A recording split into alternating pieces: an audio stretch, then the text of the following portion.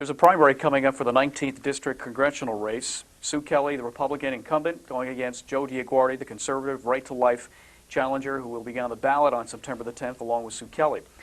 And on Inside Issues, we've been talking to a lot of the candidates in the 19th District and other congressional races for this fall. And our guest on Inside Issues is Joe DioGuardi, who will be on the ballot this coming September the 10th. I'm Rich Flaherty. Thanks for tuning in. Joe, welcome to the program, and thanks for being on. Thanks, Rich. Thanks for having me. It's nice to see you in person. I know we do some radio interviews early in the morning sometimes. With this 19th congressional race, you started campaigning early before the endorsements, and I know you're a former representative, and maybe just kind of explain to the viewers why you're deciding to run again, and what is it about this campaign that makes it unique? Well, let's start from the beginning, because in 1994, when Hamfish announced his retirement, the seat became open. And at that point, I was considering a move into the district which contains a third of my old district, and that's this district, the 19th Congressional District. You know, every 10 years they redistrict. It's not done in any fair way. It's basically who's in power.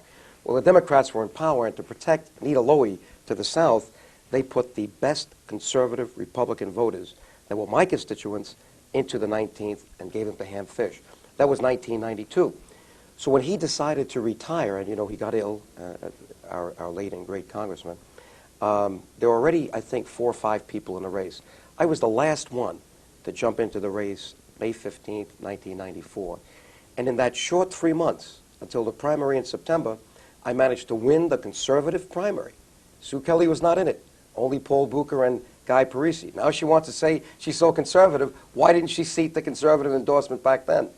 Also, I won the right-to-life line in a legal battle, but I came in a close second to Sue Kelly out of the 7 on the Republican line. And you needed to be on the Republican line to win, because this was George Pataki's home district when he was running for governor. Well, there was a very confused primary with 7 individuals. 6 rather conservative men slugged it out, and Sue Kelly with her van came right through the middle and got 23%.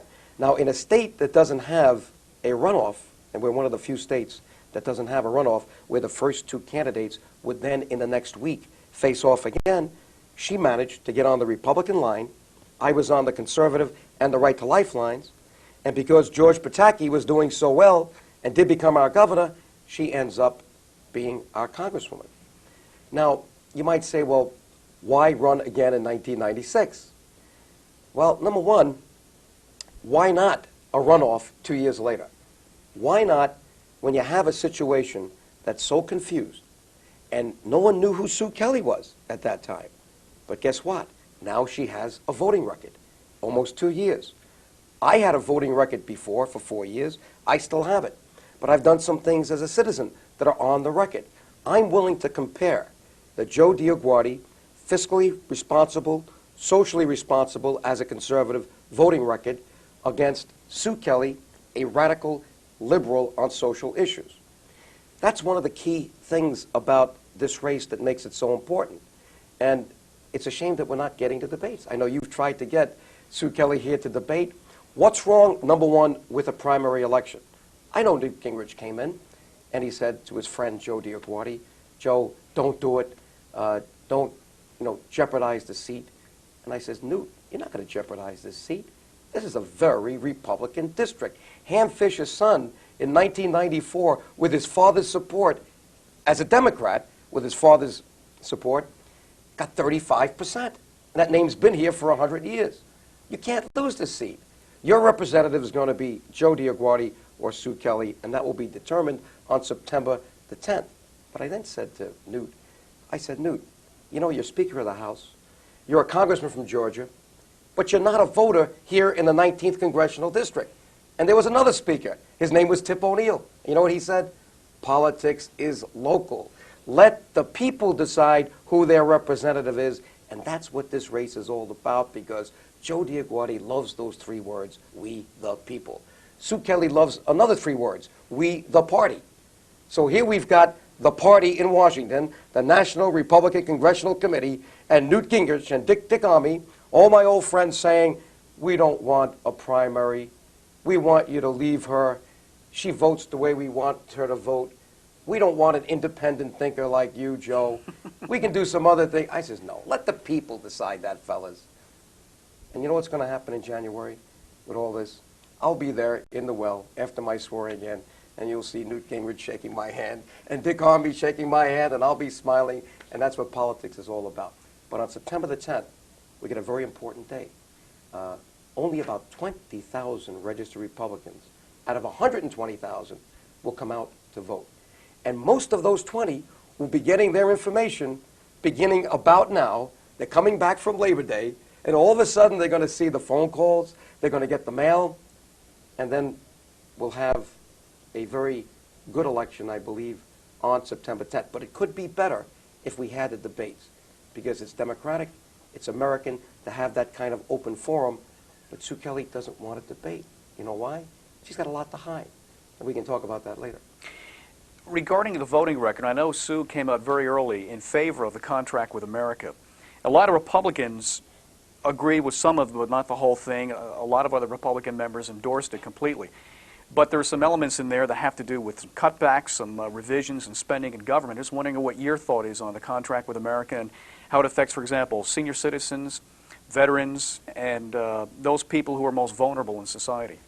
Well, let's look at the senior citizens and the veterans, because, again, a debate would show that Sue Kelly cut the Medicare trust fund benefits by $270 billion. That was not part of the contract with America. And that's in part what caused the government shutdown or the debate.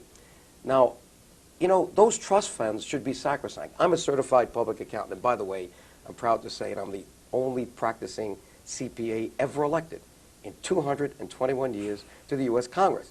Now, what makes that even more interesting is there are now 276 attorneys there. So imagine a place with 276 lawyers and no accountants. Everybody's spending, no one's counting. And that's one of the problems. We got a Mickey Mouse cash basis of accounting. You could use that in your mom and pop grocery store, as my mother and father did, but they're using it on an entity, the United States of America, with a budget of $1,600 billion. And they're trying to balance the books with all that money on the backs of the veterans and the senior citizens, some of the most vulnerable in society. Not like the trial lawyers who have a big mouth, or the tobacco people who have a big mouth, or the NRA who gave Sue Kelly $12,900 and she flip-flopped and she said in '94 in a 10-point crime program, I will vote against assault weapons. Now they give her the money and she votes against the ban on assault weapons, so she's voting to allow assault weapons. That's kind of a big flip-flop. That would come out in a debate. That's one of the reasons Sue Kelly doesn't want to debate. But you're right. The contract with America didn't go that far, but Sue Kelly did. But let me go back to the contract with America. A nice package. That's all it was. It was the vision of the Republican Party for what government should be. 73 freshman Republican, most of them got 100%. Sue Kelly didn't get 100. She got 90. Why? Well, she put some liberal social issues even before the contract. Let me give you one. How about welfare reform? There was a very important vote, the appropriations bill, on the welfare cuts to implement workfare and welfare, because Sue Kelly didn't like the language on abortion because she worships at the altar of abortion and at the National Association of, the National Abortion Rights Association League and several others. They give her big money as well. So because she didn't like that language, she went against the welfare reform bill, and it only passed by one vote. Newt Gingrich did need her vote then, but he didn't get it. But worse than that, now we find out that she's one of 12 Republicans, only 12 Republicans out of 235 to join with Bill Clinton on this horrific 8th and 9th month abortion procedure, now known, well known as partial birth abortions. And Rich, what is it? It's really a device to protect the doctors. Because if the baby were born normally and then terminated, and basically the baby is the big loser because the baby's executed while the head is still in the mother's birth canal, if the baby's born, then the doctor can be accused of murder. The doctor could be accused of malpractice. But what happens is a breech birth is created artificially Baby has to be turned around. Feet have to come out first. Before the entire baby is removed, the baby's executed. And the woman's fertility is put at risk. The woman's life is put at risk. The baby is killed, but the doctor gets paid, cannot be sued, it cannot be accused of murder. That's what this is all about, and that is a big issue in this very Republican, conservative, pro-life district. When you're traveling through the district, and it includes northern Westchester, all of Putnam, portion of Dutchess County, and a portion of Orange County, you're going door to door along with Sue Kelly, trying to obtain the support. What are people telling you in this primary? Now, it's not the general election, but it's the primary. But what are people telling you when you're going door to door and you're talking to individuals on the street or going to different homes and so forth? Well, that's how I started this campaign, because don't forget, people didn't want, the party regulars didn't want the race. And Joe DioGuardi and his staff had to bang down those doors at the town level. We had a visit with the Republican and conservative town committees. Once we got by about 75, 80% of them, then I was accepted into the conventions. I didn't have to do that. I could have waited until July, got my signatures, and got on the line. But I said, no, I'm a Republican. Even though I'm going to be on the conservative line and the right to life line, why not pay my respect to my party, the Republicans, and show them why I'm running? Tell them, eyeball to eyeball, why I'm running. And I ended up, in May, being nominated and seconded at the conventions in Dutchess County, Putnam County, Westchester County, and Orange County.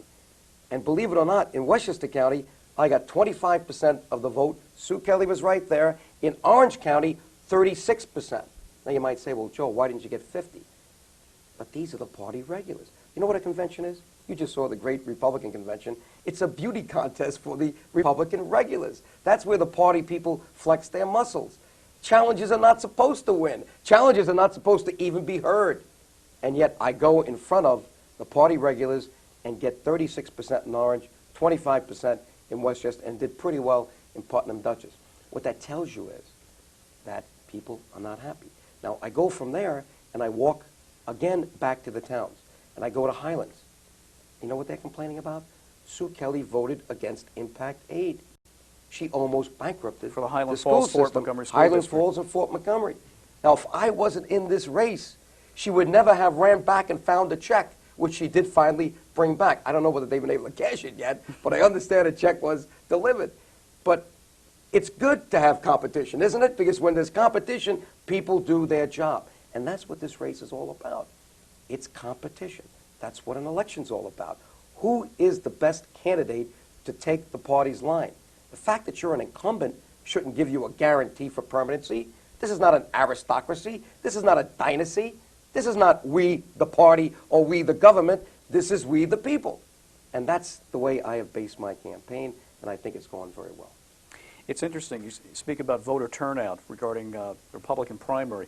There was a report just released just recently that there was, I guess, a following of voter turnout for 1992, and only 55% of the registered voters in this country turned out for the election in actually 1994, I should say. And a lot of colleges in the Mid-Hudson Valley are taking part in a voter registration campaign on September the 3rd. So people should be aware that a lot of colleges in this region are going to be taking part. You don't have to be a college student. It's anyone who is not registered but is eligible to vote to register and do so for the upcoming general election. When you mentioned about Sue Kelly's voting record, do you feel, going through this, that she's out of touch with the people? You mentioned about Newt Gingrich coming in earlier this year to speak on behalf of Sue Kelly as a fundraiser and trying to keep other people out, but Everybody speaks on behalf of Sue Kelly, but we don't hear from Sue Kelly. This is one of the problems. in this campaign, do people know about Sue Kelly, her voting record? Do people know who her representative is, that it is Sue Kelly, number 2, what she stands for? Do people actually know, based on her representation the last 2 years? They don't know enough, and that's what this whole campaign is about, to define who the real Sue Kelly is. What many of them know, until now that we're getting my people on the phones talking to them and my mail program out, is what she has told them through what they call the frank mail system. Don't forget, Congress people have the ability to send out free mail. You, the people, pay for that stamp. And a lot of these are just puff pieces, not talking about her record so much as what she wants you to know about her. And this is a problem. So how do we create a level playing field? Well, people like Joe DioGuardi have to start early, which I did at the beginning of this year. I have to reach across a constituency of people who knew me from before in order to raise some money to start becoming competitive. And then in the final analysis, I've got to go to the people in this district and say, I need your help. I want you to volunteer. I want you to come to my fundraisers because I want to be heard. I think you want me to be heard because if you hear me, then you'll know who she really is and you'll know who I am, and then you have that beautiful word, a choice. And that's what we want in America, choices. Not when it comes to killing a baby, but the word choice is great when it comes to elections, when it comes to education, a voucher system, and certainly when it comes to the basic way that we get information to the people and get them to the voting booths. There's been a lot of discussion over the last few years about reform regarding campaign contributions and trying to level the playing field for challengers and to try to make it even for everybody competing, whether it be an incumbent or people coming in for the first time. What's your thought about campaign finance reform? It's got to be changed. There's not enough access to high elective office. I've got some experience at this because I ran before, and even with that experience, going against an incumbent, it is incredibly difficult to create a level playing field. She gets into Congress. Now, she had a debt because she put in $300,000 plus of her money. She has since paid back that debt with PAC money that she got from all kinds of groups, including the abortion groups and the National Rifle Association. That PAC money doesn't come to challenges. Very little of it does. I may have gotten a couple of $1,000s. So right off the bat, you've got an unequal playing field. So we have to do something to change it. Now, I don't want to see public financing, because that comes out of taxpayer dollars, of congressional campaigns. But I think we've got to put limits on the overall amount of money that PACs contribute. I think PACs should remain because a lot of these are employees' PACs, where they have smaller donations going in and they can make a splash on what their issue is.